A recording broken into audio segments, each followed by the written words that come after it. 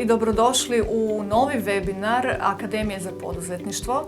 Današnja tema je digitalna transformacija, dakle jedna vrlo moderna i in tema, mogli bismo čak reći jedna seksi tema, je li tako, u krugovima industrije, ali i malih srednjih poduzetnika.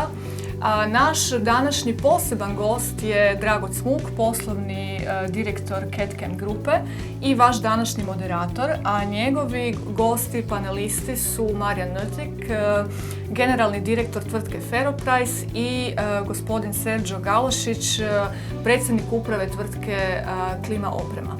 Ja se zaista nadam da ćete uživati u današnjem webinaru koji se ne tiče samo velike industrije, je li tako, Drago? Da.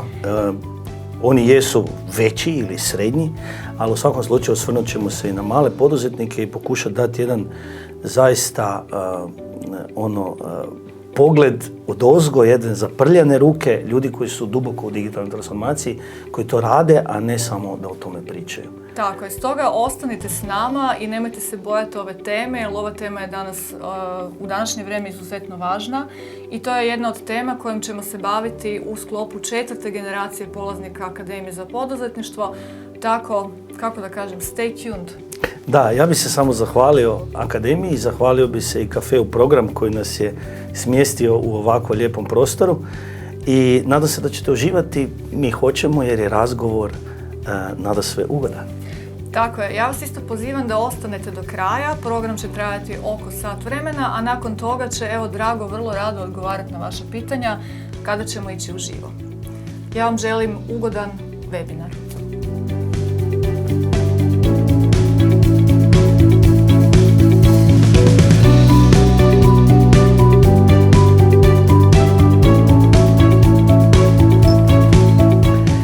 Dobro večer gledateljima, ovdje sam sa Serđom i sa Marijanom i cijela ideja ove emisije je da u opuštenoj atmosferi zapravo popričamo o nečemu o čemu se puno priča, a premalo radi u našim prostorima. I zato smo se potrudili dovesti tu ljude koji jako puno rade na digitalnoj transformaciji, volim i sebe uvrstiti u tu ekipu i da pričamo koji su tu stvarni problemi, koji su tu izazovi i kako se rješavaju. Pa evo, dečki, Sergio, možda za početak par riječi o tebi i firmi koju vodiš. Drago, hvala ti. Da, zapravo jako dobro si započeo. Puno pričamo u zadnje vrijeme i o digitalizaciji, i o robotizaciji, industriji 4.0 i tako dalje, a zapravo jako malo je primjera u kvalitetnih projekata u samoj praksi. Dakle, dolazim iz Klima opreme, ja sam predsjednik uprave Klima opreme. Klima opreme je prvenstveno tehnološka kompanija, brojimo preko 560 zaposlenih, od toga jedno 150-160 inženjera. Dakle, u području razvoja tehnologije i proizvodnje ventilacijske opreme i inženjeringa u čistim prostorima. Dakle, čisti prostor su svi oni prostori koji zahtijevaju specifično kondicionirane uvjete proizvodnje kako u farmaceutici, mikroelektronici, optici, bolnicama, dakle operacijske dvorane i tako dalje. Odlično. Vi ste postali dosta poznati, ja znam, novine su pisale, firma koja ima najviše robota, možda nije najviše, ali tu ste u vrhu, prvih par. Pa da, zapravo da. Cijeli naš nekakav poslovni model se bazira o visokotehnološkoj proizvodnji, dakle proizvodnji koja je sa aspekta produktivnosti i efikasnosti na najvišim razinama. Zapravo to danas možete postići jedino robotizacijom, dakle automatizacijom proizvodnje. Dakle, postoje nekakvi faktori koji na neki način određuju tehnološku razvijenost i mi smo po tim faktorima ne da spadamo u prosjek, već spadamo u sam vrh Europske unije kao kompanija, Klima oprema kao kompanija. Kako ste uopće došli do toga? Pa, čujte, opet kažem, da biste postigli produktivnost i efikasnost, morate ulagati u tehnologiju, morate ulagati u automatizaciju, morate ulagati u robotizaciju. Dakle, obzirom da se bavimo prvenstveno zapravo Klima oprema i započela u prošlosti kroz proizvodnju svoju, dakle, pozicionirani smo danas na tržištu kao proizvođačka tehnološka kompanija. I vi da biste opstali na tržištu morate kontinuirano raditi na efikasnosti, kontinuirano raditi na produktivnosti. Zapravo to jedini način je kroz automatizaciju, kroz robotizaciju. Dakle, promišljati što automatizirati. Postoji proizvodni procesi koji zapravo nema smisla automatizirati jer nose velike troškove koje zapravo kroz prodaju proizvoda ne možete nadomjestiti, ali kažem uz kvalitetno promišljanje, kvalitetne inženjere, dakle mogu se detektirati oni procesi koji se daju kvalitetno automatizirati i robotizirati. Super. I naravno ono što je ključno reći, jednom kad odlučite se za automatizaciju, odnosno robotizaciju, sama provedba integracija je izuzetno bitna. Odlično. Nastavit ćemo po ovoj temi da čujemo malo Marijana. Marijane, ti si u jednoj drugčijoj vrsti industrije. Lijepi pozdrav, Da, oprosti. Ali ne manje zanimljivo i postigao si zapravo sjajne rezultate. Imate vrlo zanimljive strateške iskorake, pa evo, par riječi o tome. Pa da, evo, tvrtka s koje dolazim je Ferroprice, nekadašnja Ljevaonica Čakovec, danas se zove Ferroprice, direktor sam tamo zadnje 2,5 godine.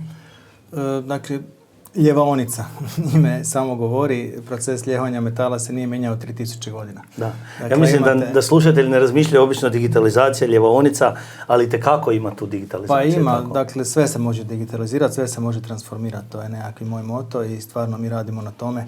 Nismo možda napravili toliko koliko je napravila Klima oprema, znači mi smo firma od 200 ljudi, imamo 95% izvoz, otprilike 17-18 milijuna eura nam su godišnji prihodi. Dakle, radimo taljenje metala iz tih željeza konkretno i više legura i onda iz tih legura se to ulijeva u specijalne kalupe i rade se određeni proizvodi.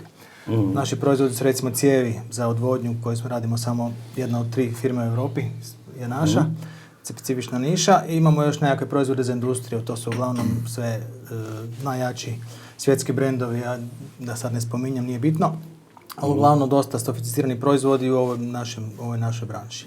I ono što se mi profiliramo zadnje vrijeme je da radimo komponente, dakle da ne radimo sad nekakve odljevke koji su sirovi, nego je to sve zapravo just in time proizvodnja koja kupcu dolazi. To se autoindustrija zove Tier 1, ali mi ne radimo za autoindustriju, za sve druge radimo. Aha. I tako smo se koncipirali. Strategija nam je da zapravo mi ispod jednog krova u hali našoj, odnosno više hala, možemo napraviti proizvode od pol kile do 2 tone. Ako gledamo težinski, imamo taj centrifugalni ljev, imamo nekoliko linija i sad upravo radimo na tome da ove stare linije koje su još stvarno neke iz 60-ih, 70-ih godina mijenjamo sa najnovijim automatiziranim linijama koji su industrija 4.0. I to je ono gdje mi zapravo ovaj analogni dio, da velim, tvornice pokušavamo isto digitalizirati tako da sve skupa bude nekakva digitalna priča. Da. Ja osobno, znači, inženjer sam elektrotehnike, tako da mi je i ovo isto zanimljivo područje, jednostavno nema tu natrag. Da, odlično. Valjda, prije nek zaronimo malo dublje, valjda je red da se ja predstavim, znači ja sam poslovni direktor u CAD-CAM grupi.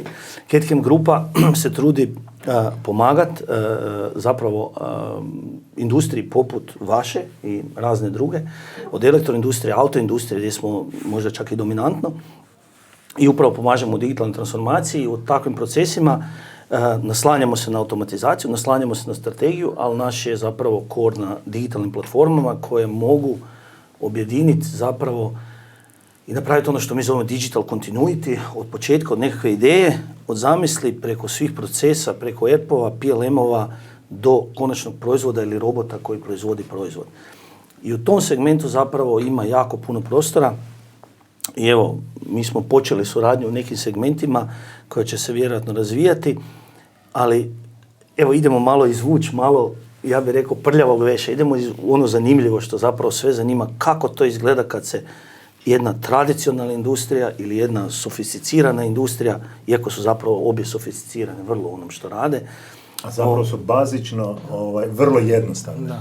Da, izgleda jednostavno. Dakle, svaki problem, ako dovoljno razlučite na male probleme, da se vrlo jednostavno riješiti. Tako da. Jedan čovjek s kojim sam pričao u Švicarskoj iz jedne firme, rekao je, mi radimo stvari koje kad baciš kroz prozor proizvodu zvuk. Ne? Da. I kad priča o tome što proizvede zvuk, malo je teže digitalizirati, kompliciranije. Ne? Ali onda tu je već izazov. Ne? A mi ni kroz prozor ne vremo baciti. Da. Ok, ovako, Marijane, kod tebe mi je bilo zanimljivo, to strategija je bila da ne radimo autoindustriju. Ljudi to često ne kuže. U strategiji se treba jako dobro odlučiti i to je važno i za digitalno poslije, ne? Pa dobro, nama je to došlo iz nekakvih praktičnih razloga. Prvo, znači mi u europskim okvirima nismo velika ljevonica. Mi imamo kapacitet nekakvih 15.000 tona godišnje. To je zapravo u hrvatskim okvirima jesmo relativno velika, ali imamo nekakve primjere u Njemačkoj gdje oni rade u jedan tjedan do petak u 12 naprave koliko mi cijelu godinu. Znači to je onda velika ljevonica. Mi smo mala, mi smo nekakvi butik. I mi kao takav butik si ne moramo priuštiti da sad radimo za autoindustriju, jer jednostavno oni te samelju, uzmu ti sve kapacitete i naravno to je uvijek rad s cijenama. Tako da mi radimo međutim postavke u svim mojim industrijama za koje radimo su vrlo slične. Algoritmi su isti, PPM-i, OTD i OE, dakle tu nema nikakvih velikih suštinskih razlika u načinu razmišljanja i Ne, ali ovo je fantastično.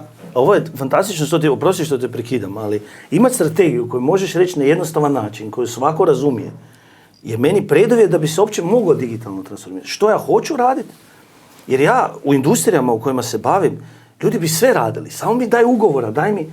A u tom svaštarenju, nažalost, jako teško biti operativno izvrstan, jako se teško profilirati i jako teško digitalizirati. Pa dobro, ja bih rekao ovako, znači u našem slučaju mi imamo dvije grupe proizvoda. Jedna grupa proizvoda je pod našim brendom koji izvozimo stvarno na više kontinenta. To su te cijevi i spojeni dijelovi za odvodnju u specijalnim objektima, a drugi dio je industrija. A za industriju radimo zapravo komponente, tu smo Jobbing Foundry, znači radimo za različite vrste industrija, pumpe, elektromotori, ležajevi, specijalni strojevi. Dakle, ali tu onda radimo, to onda nije naš proizvod. Mi radimo dakle za kupca. Tako da tu se ne bremo, možemo birati branše recimo, možemo birati nekakve vrste proizvoda, ali nam tehnologija određuje i tehnologija naša, i tolerancija naša, i tehnologija kupaca ti određuje zapravo nekakve okvire di se možeš naći. Okay. Ali možda ne bi bilo loše spomenuti, dakle često puta kad razgovaramo o digitalizaciji, pa pogotovo u proizvodnji, onda se referiramo na sam proces montaže, proizvodnje i tako dalje. Ali zapravo digitalizirati se može sve. I po horizontali i po vertikali. Poslovni procesi se mogu digitalizirati. Dakle, evo konkretno u klima opremi, dakle, mi imamo dva poslovna modela, dakle, proizvodnje ventilacijske opreme i imamo inženjering, dakle, projektiranje čistih prostora. Dakle, sam proces od zaprimanja nekakvog naloga, nekakvog idejnog rješenja, projektiranja, pa zapravo mi smo sami, imamo jedan mali poslovni proces koji smo mi sami razvili. Razvili smo aplikaciju gdje projektanti naši, kad isprojektiraju konkretno u čistim prostorima sterilni panel, dakle mi direktno iz ovoga softvera, dakle CAD/CAM softvera, puštamo u proizvodnju, dakle, inženjer koji projektira je direktno spojen sa strojem. A strojevi međusobno komuniciraju u oblaku. Dakle, postoji čitav niz mogućnosti kroz digitalne transformacije. Samo je ključno što ste kazali u jednom trenutku prepoznati. Ne svaštariti, prepoznati što želiš, gdje je ta dodana vrijednost, gdje je tvoj nekakav cilj, s čim se želiš u budućnosti baviti, gdje sebe vidiš i na taj način stvarati strategiju digitalizacije. Ok, čak dobro smo krenuli. Krenuli smo sa nekom strategijom, mene je zagolicala, ali kad znaš gdje hoćeš ići, i onda dolazi pitanje tog digitala. Ne? I sad svi kažu, digital je najjeftiniji resurs danas, ako to ne upotrebiš ne možeš biti konkurentan. Je li to vama stvarno tako? Kako je to vama, evo, da vas čujemo. Koliko vam to zaista znači za strategiju? Apsolutno. Dakle, mi pričamo trenutno u Hrvatskoj o digitalizaciji, o industriji 4.0 i tako dalje, a naša konkurencija, dakle, Zapad je to davnih dana već napravio i zapravo vi ako ne provedete ono što su oni napravili nekad prije, koje je uzelo neko vrijeme koliko njima trebalo da dođu na razinu gdje su oni danas, dakle gdje su zapadne tvrtke danas, i ako vi to vrijeme ne skratite i ne uskočite na taj vlak konkurentnosti, vi zapravo ćete propasti. Mislim, stvar je vrlo jednostavna, dakle nije pitanje kako, na koji način, nego kada, hoćeš li to napraviti sada ili sutra. Dakle, jednostavno s digitalizacijom, zapravo sa općenito automatizacijom, postiže se konkurentnost, postiže se veća produktivnost.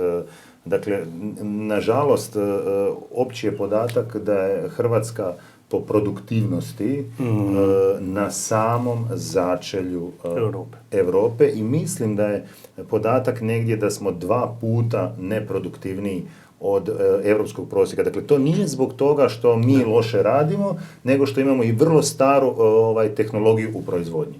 Dakle, stvar je vrlo jednostavna.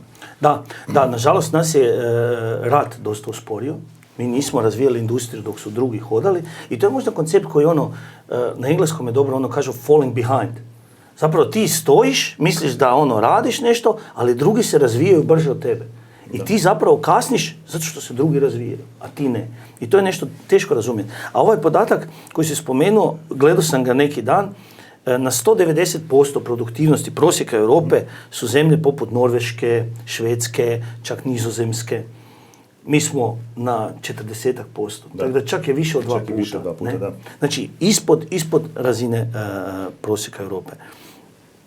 Za tebe, Marijane, kako ti gledaš, rekao si da ti je to jako važno, ali koliko zapravo ti i koliko ljudi razumiju da im je digitalizacija, odnosno da se moraju digitalizirati, ne? Pa ja bih rekao ovako, znači svi pojmovi danas, digitalizacija, digitalna transformacija, industrija 4.0, to je veliki hype, a možda bi bilo dobro čisto razjasniti te pojmove. Da, i razbiti malo i napuhanu stvar. I demistificirati to sve skupa. Da pače.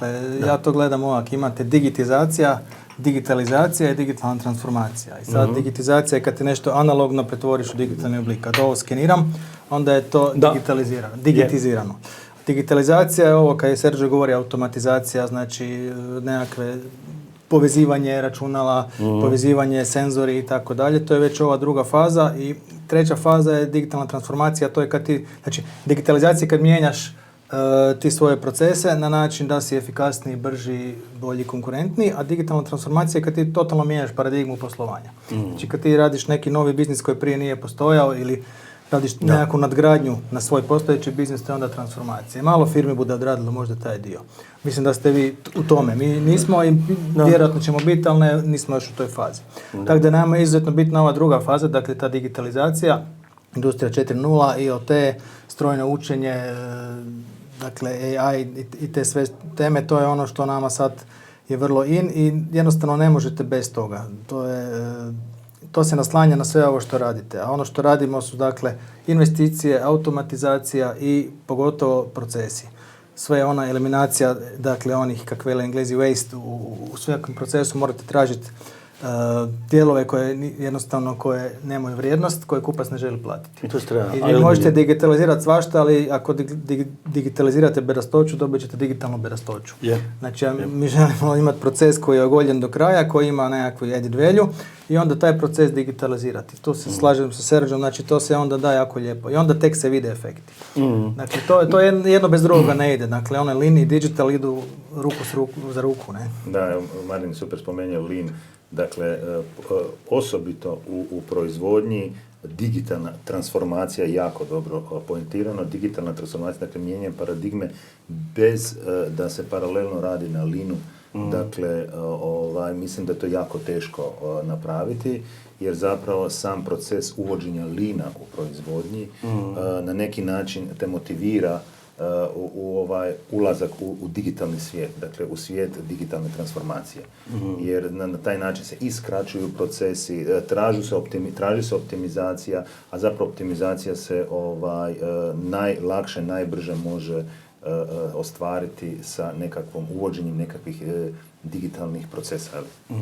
Evo jedna mala demistifikacija s moje strane. Mi volimo koristiti termin digital continuity. Zapravo, jer puno preciznije definira to što se radi. Ako ti uspiješ povezati, da imaš neprekinuti lanac u procesu koji je digitalan, da nije sad ja sam nacrtao u nekom CAD-u nešto ili sam napravio narudžbu, nije bitno, i onda ju ja šaljem nekom mailom. Ja sam onog trenutka kad sam taj podatak maknuo iz sustava, to je prekinut lanac. Ja ga prepišem na papir. Da ne pričamo o papirima. Papirima je drugo, ne? Ali prekinut lanac, on ne bi trebao biti prekinut. On bi trebao biti sljediv i upravljiv i zato mi volimo taj digital continuity.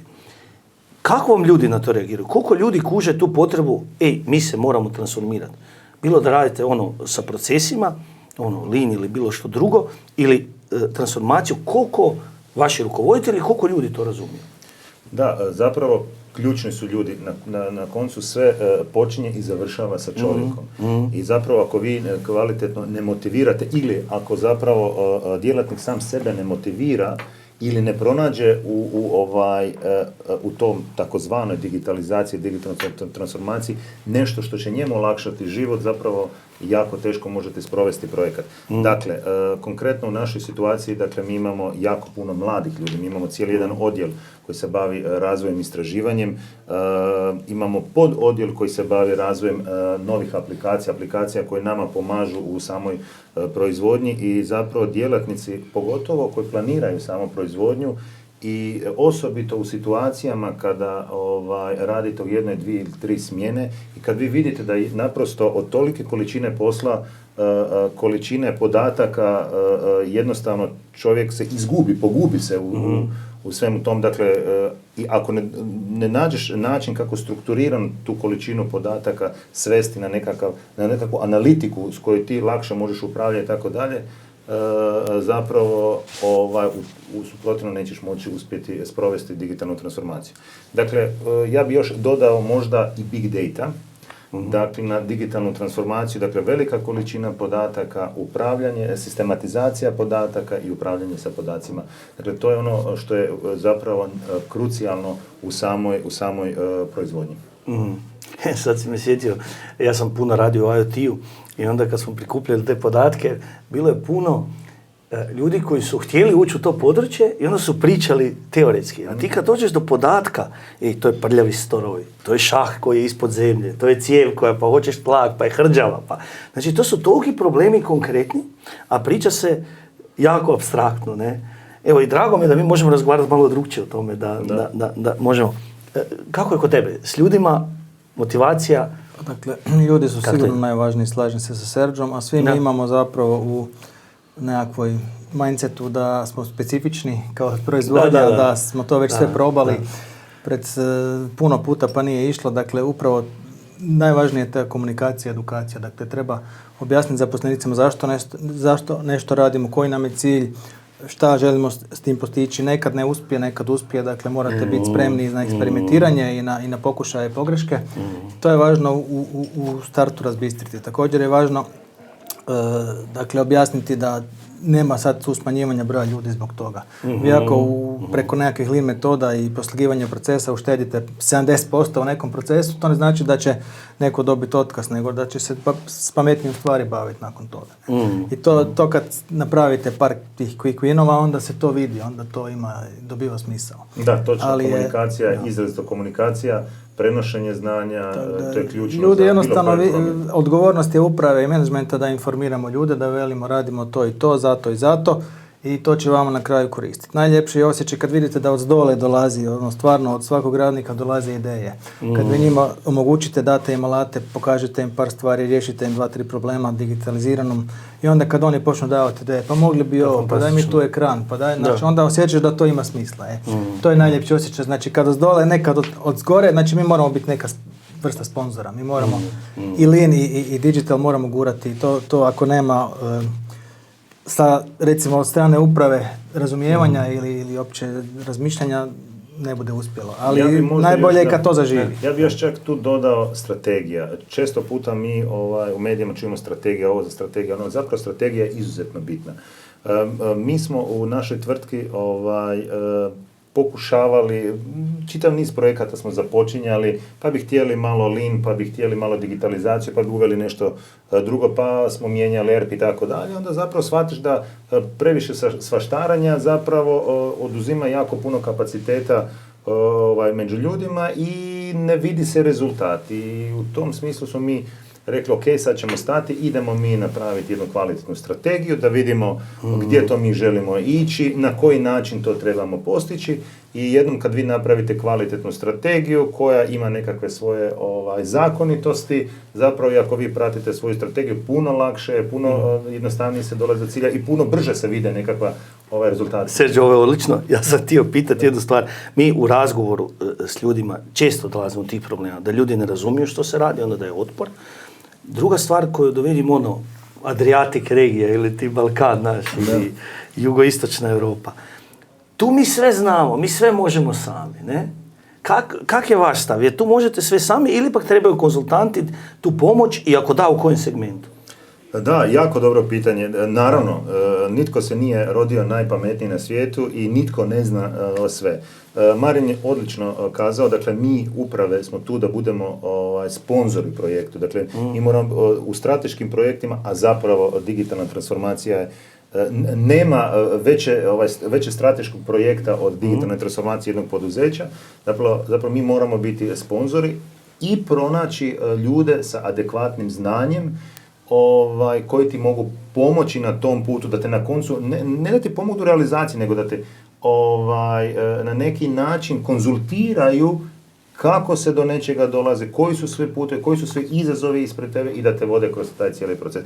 Dakle, odgovor, apsolutno konzultanti za to trebaju, jer mi još uvijek nemamo dovoljno znanja interno u tvrtkama koje mogu iznijeti takve projekte, nemamo dovoljno iskustva, naravno treba raditi na postavljanju timova mladih inženjera koji će učiti u konzultantima, zapravo konzultanti su nužno potrebni. Ja znam reći, ne znam kako mi desila se slika, ali rekao sam jednom direktoru kad smo razgovarali, gledajte, uložili ste u autobus, platili ste ljude, ne? Platili ste karte, idete negdje i onda štedite na vodiču. Ne? To je apsurdno. Ne? Mislim, Marijane, za tebe pitanje. Zašto da konzultanti, zašto ne? I koji bi bio tvoj izbor, koji je kriterij za izbor vodiča? Ajmo to tako. Generalno ovak, znači, ako vi u firmama tražite konzultante za generalne stvari općenito, onda je to alibi management.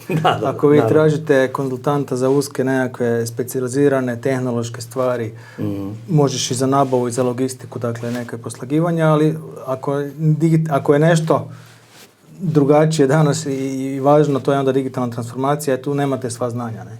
Znači vi morate imati neko ko je već tu školu prošao sa par firmi ili sa 10-ak i koji ćete, obzirom na tvoju specifičnost, jer svi smo specifični, koje te može stvarno usmjeriti u pravom smjeru. I to je bitno. Bitna je ono iznutra podrška, ali bez konzultanta se te stvari ne mogu odrađivati. Nama je to prva rečenica. Može se otrajaće 4 godine umjesto jednu ili 12 umjesto 2. Mala tajna. Mi kad dođemo od firme, onda prva stvar koja kaže, znate, mi smo specifični.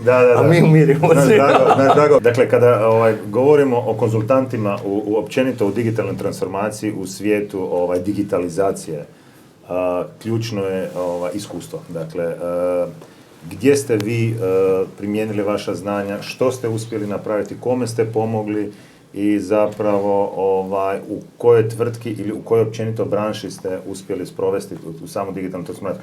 Zapravo konzultanti ti mogu pomoći u pisanju strategije, ne samo u provedbi digitalne transformacije. Često puta velike tvrtke upravo uzimaju konzultante za ovaj prvi segment, dakle prvi korak, a to je pisanje strategije, ispomoć pri nekakvim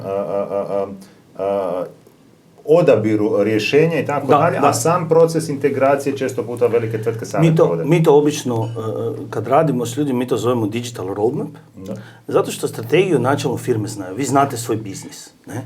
I iako neki imaju prevelika usta, znate kako to, budemo mi sve, pametne firme su ono, ne, mi to ne radimo. I strategija je meni najbolje kad čovjek ovak ispali, ja to ne radim. U jednoj rečenici. I to mora, ali kad to može svaki zaposlenik izgovoriti, onda je to prava stvar. Samo za konzultante, ovo bi rekao, za vodiča, onaj autobus, najbitnije sam jesi ti bio tamo ili nisi bio, znaš. Jer ako ideš prvi put, onda nisi vodič. Tako je. I ono što, evo prosti, samo kažem ljudima, gledajte, a ga uzmete, doći ćete na cilj, doći ćete tam vjerojatno brže, ne? I ono što je najvažnije, ljudi će biti manje frustrirani. Ne? To je, oprosti. Pa ne, ja to volim reći ovako, znači ljudi govore o zlatu, o bakru, o ne znam čemu, a ti moraš ući prvo u rudnik, staviti šljem i krampati. Dugo. I onda se vratiš gore, prljav na svjetlo, iz okna i onda možeš govoriti o zlatu. To je. Ja imam jednu sliku iz šahta, ne? Ovak, vidim iz šahta, IoT sa senzorom. I tu se radi posao. I nije mi bilo ni teško, ni neugodno. Znaš, tu hoću vidjeti kako to radi. Ne? Ja to govorim metaforički, ali u principu o tome se radi. Da. Neko ko je stvarno grebel po zemlji, onda može govoriti to. Dobro. Jedna stvar koja je možda treći po meni problem koji ja vidim kod ljudi, to su financije. I možda reći nešto i za male firme i za male poduzetnike, gdje je naći novce za digitalnu transformaciju? Kako vi to gledate? Pa zapravo danas postoji čitav niz fondova na koje mogu, dakle od mikro poduzeća malih, srednjih, pa i velikih. I što su manji, to je više lova. Tako je. Dakle, što su poduzeća, tvrtke manje, to im je na dispoziciji veća količina novca, jer zapravo jest cilj da oni mali mikropoduzetnici kojima za start treba nekakav kapital, da im se pomogne, da ih se suportira kako bi oni danas mogli, odnosno sutra, izrasti u veću kompaniju, stabilniju kompaniju. Dakle, postoji, kao što sam kazao, postoji čitav niz fondova na koji se može aplicirati. Ako postoje kvalitetna rješenja, kvalitetni proposali, uvijek se mogu iznaći sredstva za provedbu same i za strategiju digitalne transformacije. Kad kaže novci nisu problem, novaca nema. Ali ovaj put je ima. Ne, novaca stvarno ima. Novaca stvarno ima. Treba se potruditi, novaca stvarno ima.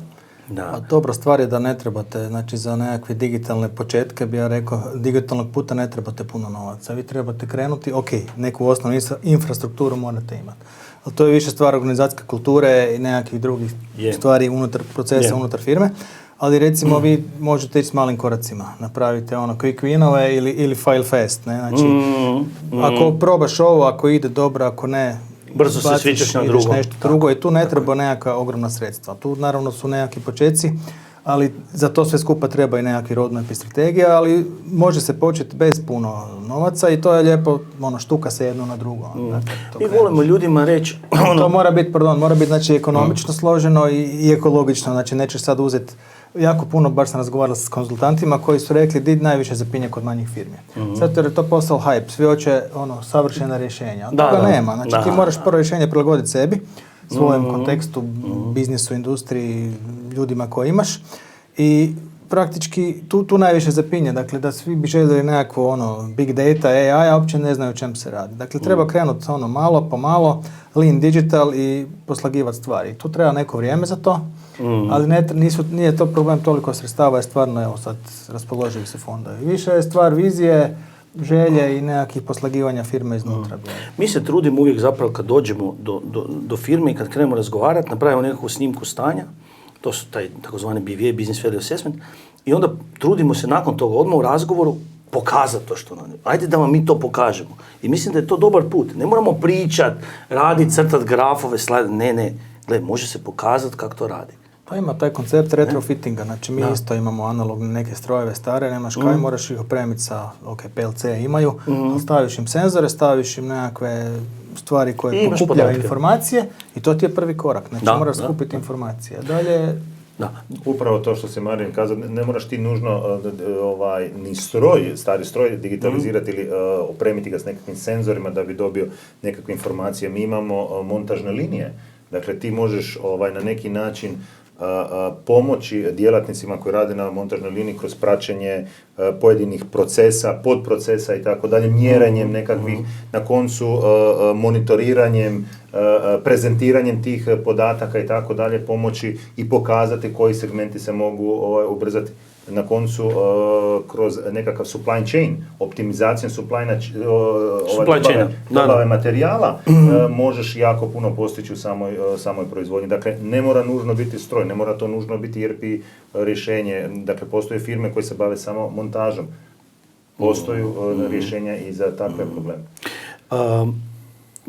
Da probamo malo i čak ići prema kraju. Mi smo puno toga spomenuli, strategiju, ljude. Sad smo spomenuli quick win koji je jako važan da ljudi osjete da se to dešava, da bude konkretno, da su tu konzultanti koji znaju kam idu. Da li zaista digitalna transformacija vraća brzo? Da li vi kao firma osjetite da to što ste uložili vrijeme, jer vremena je tu puno, da vam se to brzo vratilo? Prvo, to je digital journey. Znači, to je nekakvi put kojim smo krenuli i neke stvari se brzo vide i vrate se sigurno. Mjerljive su. Sve mora biti mjerljivo. Ali to je tek početak. Dakle, današnja tehnologija omogućava tako, stvarno se to zove industrijska revolucija, nije bez veze. Mi sad živimo u vrlo uzbudljivom vremenu, bi ja rekao, gdje se stvari mijenjaju preko noći. Neki biznisi koji su do jučer bili stabilni, sutra ih neće biti. Znači, ne da hoćeš, nego ti moraš to provoditi. Znači, digitalna transformacija je must. Ti jednostavno moraš ići u to. I vremena, znači, odgovornost je uprave i da jednostavno vremena za to nađeš, da složiš tim koji to može podržati i to je to. Dakle, sigurno će se vratiti, dio toga se vidi odmah, dio toga se vidi možda neke srednje staze ili duže staze. Dakle, mi živimo u vrlo, vrlo dinamičnim vremenima. Dinamična vremena zahtijevaju brze odluke. Donijeti odluku bez adekvatnih informacija, pouzdanih informacija je jako teško za ovaj top management. Dakle, ono što danas jedan moderan menadžment zahtijeva brzu i točnu informaciju na osnovu koje se može donijeti odluka. Dakle, to možemo napraviti ukoliko se kvalitetno sprovede digitalna transformacija poduzeća, ne samo poduzeća, digitalna transformacija mindseta, jer vi morate na neki način motivirati ljude da prihvate nove tehnologije. Dakle, postoje mladi ljudi koji su rođeni s tehnologijom, budimo realni. Mi smo mladi, a već dolaze nove generacije koje se bave tehnologijama koje mi nismo još vidjeli, ali postoje generacije, nažalost, koje nisu rođene s tim novim tehnologijama i vi morate naći nekakav kompromis kako zapravo cijeli tim integrirati u neke nove tehnologije kako bi im pokazali kroz quick winove da taj put donosi njima neke nove mogućnosti i nove stvari. To je jedna bitna stvar isto i kad se tiče se svih firmi i manjih i većih. Dakle, to su nekakvi stupnjevi digitalne zrelosti. Dakle, postoji osnovni nekakvi stupanj, to je kompjuterizacija. Dakle, da imaš više manje nekakvu infrastrukturu s kojom možeš raditi. Drugi faza je connectivity, dakle, da ti to povežeš, da povežeš informacije. Treća faza je visibility, dakle, ti moraš vidljive informacije da vidiš šta se događa. U četvrtoj fazi koja je, dakle, nekakvi transparency, dakle, vidiš šta se događa i razumiješ zašto se to događa. Dakle, to je užasno važna faza. To je već sve to skupa industrija 4.0, a peta faza je predictability, dakle, da ti možeš predvidjeti šta će se dogoditi sutra. Na temelju strojnog učenja, umjetne inteligencije, big data, dakle, svih korelacija koje radiš u nekakvim platformama, sustavima. I šesta faza je adaptivnost, dakle, adaptability, gdje ti zapravo sustav sam odlučuje, naravno ne u svim segmentima, ali tamo gdje se to može napraviti, da sustav sam odlučuje kako izbjeći greške, kako izbjeći, ne znam, škart, kad isključiti liniju ako vidi da bude došlo do nekakvog poremećaja. Dakle, to su nekakvih 6 faza. I sad u industriji, recimo, nije potrebno doći do 6. faze. I ovim manjim firmama možda je njima dovoljno da riješe. Ovo je prva faza, kompjuterizacija i kako se zove, connectivity, to je, recimo, industrija 3.0. Ali ovaj visibility, znači da se nešto događa, da vidiš to i da već možeš razumjeti zašto se događa, dakle, taj transparency, to je već industrija 4.0. I tu mislim da bi svaka firma morala investirati. Jednostavno mora biti svjesna tih stvari. CAD/CAM grupa je s vama počela suradnju, neke stvari i znamo, ali htjeli bi s vama vidjeti nekakve stvari koje ste implementirali, za koje bi danas rekli i malima i velikama i kolegama, ovo je bio dobar quick win, dobar prvi potez, dobar nešto na što, neki problem koji ste riješili i da vam je bio evo, ako može po jedan. Pa evo, mi imamo recimo dobar primjer je kod nas, mi smo veliki potrošači električne energije. Znači danas je uz lean i digital vrlo važno je ovaj dio green. Mi smo, dakle, i to se jako 14 gigawatt sati godišnje, dakle, mi trošimo struje i jednostavno imamo jednu veliku peć za taljenje, odnosno 2, i koje recimo troše pol te struje. Međutim, mi ne vidimo šta je sve ostalo. Dakle, to je velika crna kutija bila. Mi smo sad opremili, dakle, cijelu tvornicu, sve potrošače sa senzorima, sad u svakom trenutku, u realnom vremenu, u svakoj sekundi znamo koliko se troši struje, vode, plina, dakle, povukli smo i neke procesne podatke, dakle, točno imamo vidljivost. I to je ova faza koju sam govorio, vidljivost, i vidimo šta nam se događa i sad smo u sljedećoj fazi da to iskoreliramo, da vidimo zašto se događa i kako to izbjegava. Dakle, to je sigurno i financijski se vrlo brzo i tu je vrlo lako napraviti predictability, jer ti možeš, kad vidiš profile potrošnje, možeš raditi. To nisu bila nekakva velika ulaganja. Treba je neko malo to posložiti, ali to se da. Sad imamo platformu koja nam to može shendlati i dalje na nju možemo svakakve podatke povlačiti. Izvanredno. Kod vas? Zapravo kod nas najveća vidljivost samog digitalizacije jednog poslovnog procesa, to sam i prethodno izlaganju sam i spomenuo, je bila odluka. Zapravo, mi smo se kao projektanti, kao inženjering kuća najviše susretali sa problemom kada vi projektirate nekakav čisti prostor, odnosno kad projektirate nekakvu proizvodnju koja je vrlo specifična, zapravo sve proizvodnje su specifične, gotovo da nema iste. kao što sam spomenuo, ta arhitektura proizvodnje se prvenstveno gradi sa panelima čistih prostora koji su izuzetno custom made, dakle oni su prilagođeni prostoru u kojem se sama proizvodnja nalazi i to predstavlja izuzetno veliki izazov jer vi to morate isprojektirati, morate napraviti pripremu same proizvodnje, morate pustiti u proizvodnju pa se dešava čitav niz pogrešaka. Dakle, imate jako puno točaka komunikacije, prenošenja dokumentacije, informacije i tako dalje. I ono što je ključno što to radi čovjek i čovjek zapravo je izvor pogreške. Htjeli mi to ili ne htjeli, mi smo izvor pogreške i kada smo se mi odlučili digitalizirati taj poslovni proces, dakle od samog projektiranja, zapravo nama projektant pušta u proizvodnju proizvod koji se zove panel čistih prostora i on izlazi direktno iz njegovog projektantskog uređaja, odnosno stroja, odnosno kompjutera, softvera, tako je. Zapravo mi smo uštedili jako puno na materijalu, na pogreškama, na vremenu, dakle tu su uštede enormne, to su neopisive uštede i zapravo to je bio nama najveći potez s kojim smo mi krenuli na neki način u digitalnu transformaciju. Jedan od zadnjih projekata koje smo mi radili, gdje smo baš ulazili u izradu dokumentacije, gdje smo u projektiranju zapravo, mislim, nama je to ono quick win koji baš brzo vidimo, gdje su maknuli rutinske poslove, digitalnim modelom, ajmo reći blizancem, eliminirali sve ono što rutinski, automatizirali da se iz nekih parametara generira model i nacrti i da to sve ide prema robotu, uštede preko 78%. To je strašno. To su brojke koje kad pričaš nekome ne bi vjerovao.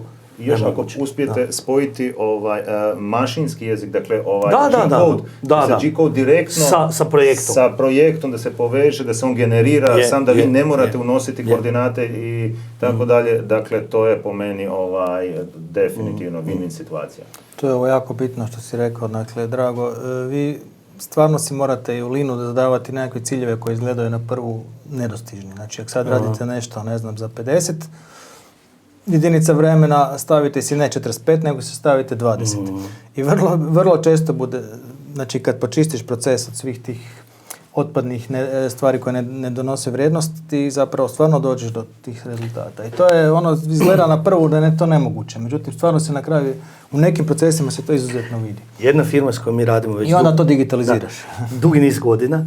Direktor je rekao ovako, došli smo kod njega na sastanak i rekao je, gledajte, mi sad proizvodimo transformator za 200 dana. Proizvodili smo za 400, ali najbolji u Europi rade za 150. I to je naš cilj. Pazite, koja je to brojka? On to ima u glavi. 150 dana. I kad smo ga pitali što to znači, ja želim biti u prve 5 u Europi. I to svi znaju njegovi. To je strategija. I onda naravno digitalni i sve što mi radimo za njih je posljedica toga. I naravno 3 milijuna po zaposlenom revenue. Razumijete? Zato je Marijan na početku rekao da mi kao uprave moramo biti sponzori ovakvih projekata. Jer ako uprava nije sponzor, ako se izgubi fokus, projekt neće uspjeti. Pogotovo ovako strateški bitni projekti. Red je teško uvesti. Svi volimo nered. Ne? Da, to je lakše. Ne moraš pospremati svaki dan krevet. Ima ona od Mile Kekina. Stravično je udobno plutati nizvodno, je tako? Ok, evo, par rečenica oko koracima koji su još pred vama i za kraj onda nekakva poruka onima koji su na početku. Evo, ja bih da tu završimo. Može? Pa evo, pred nama su dakle vrlo uzbudljivi koraci jer nam je vizija dakle da složimo taj naš digitalni put, da nastavimo dublje, da povežemo sve strojeve na ovaj nivo više. Dakle, mi smo napravili sad taj naš digital maturity scan, dakle, snimku stanja digitalne zrelosti, vidimo točno koje su nam slabije karike, neke koje smo mislili da su nam slabije, ispada da su nam dobre. Tako da radimo sad na tom roadmapu, dakle, da to uklopimo u strategiju i da onda jednostavno kroz sljedeće 2-3 godine mi popravimo. Jer ne možete preskakati faze. Odlično. Znači, u nekim segmentima, nema revolucije, ima evolucije. Moraš opet najslabiju kariku u firmi dizati. Odlično. Tako da imamo šta radi sljedećih 3-4 godine da znamo, a kak vrijeme ide, tak ćemo saznavati ovo dalje. Odlično. Kod vas? Mi smo završili strategiju digitalne transformacije tvrtke, pred nama je action plan, sastavili smo tim vrhunskih inženjera koji će sprovoditi digitalnu transformaciju. Digitalna transformacija ima svoj početak, ali ona nema svoj kraj. Dakle, digitalna transformacija je život, to je jedan put koja tvrtka mora započeti. Mi zapravo danas ne znamo do kud će se tehnologija razvijati, ali ju moramo svakako pratiti. Ali ja bih stvarno za kraj rekao da se uvijek moramo ljestvicu postavljati jako visoko, pa po cijenu da je ne dostignemo, ali je to puno bolje nego postaviti ljestvicu nisko pa onda dostići taj cilj. Dakle, moramo se baviti izazovima, moramo ne bojati se novih aktivnosti i zapravo moramo izaći iz svojih okvira i svoje komfort zone, jer ako ne izađete iz svoje komfort zone, zapravo nema napretka. Marijane, tvoja poruka za kraj, onima koji kreću, a ne znaju možda gdje. Pa onima koji kreću da otvore širom oči i uši i da gledaju šta drugi rade. Mi jako puno volimo hodati okolo i u našu branšu i najvećim konkurentima i ljudima, firmama koje mislimo da nemaju veze s nama, a na kraju od svakog ti možeš jako puno naučiti.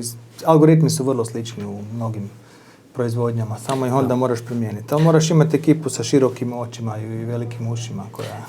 Evo, ako ja mogu na ovo dodati, ja zaista vidim taj little knowledge, odnosno malo znanje kao možda najveću prepreku digitalne transformacije i kad razgovaram s vama na ovakav način, meni je to fantastično. Zato i snimamo ovo sve. I zapravo publici ili onima koji gledaju, ja bi se zahvalio ako su izdržali do kraja i rekao bi ono što svi u industriji kažu, zapratite nas za više recepata. Drago, hvala. Hvala, dečki.